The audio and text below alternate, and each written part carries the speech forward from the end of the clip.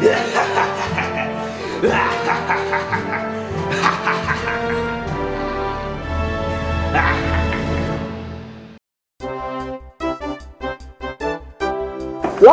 from TBC, it is Our World, starring Andrew, our host.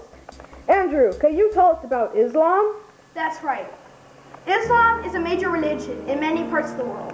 Those who practice it are known as Muslims. Islam, which means submission to the will of God, began about 610 AD. It was founded by a man named Muhammad. He believed that he had been sent to warn and guide his people and called them to worship God, the creator of the whole universe.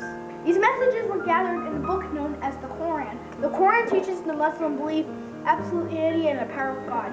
The Quran is written in the Arabic language. Muslims believe that contains God's words and laws about how people should live their everyday lives. Because the Quran is so important, many people want to read it for themselves. Over the next 100 years after the death of Muhammad in AD 632, Islam spread throughout northern Africa and southwestern Asia. The Arabic language also spread and became the common language of the legal system. Those conquered by the Arabs, such as Syrians, Persians, and Egyptians, had to learn the language to understand laws and to do businesses with their conquerors. Migration and trade introduced Islam to people outside of the Arab world. Islam was spread through the movement of Muslims to Indonesia, such as Africa and the Western Hemisphere in the 1500s and 1600s.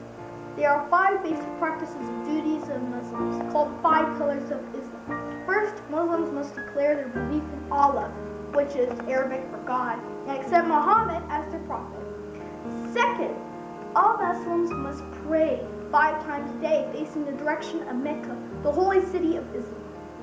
Third, charity is required for Muslims to form a 2.5% tax each year on all that they own. Fourth, during one month a year, the holy month known as Ramadan, Muslims could not eat between sunrise and sunset. Muslims believe that fasting cleanses the spirit. The 5th pillar is called the Hajj. Once in their lifetime, provided they can afford it, all Muslims must make a pilgrimage to the holy city of Mecca to visit the Kaaba stone, a sacred Islamic relic.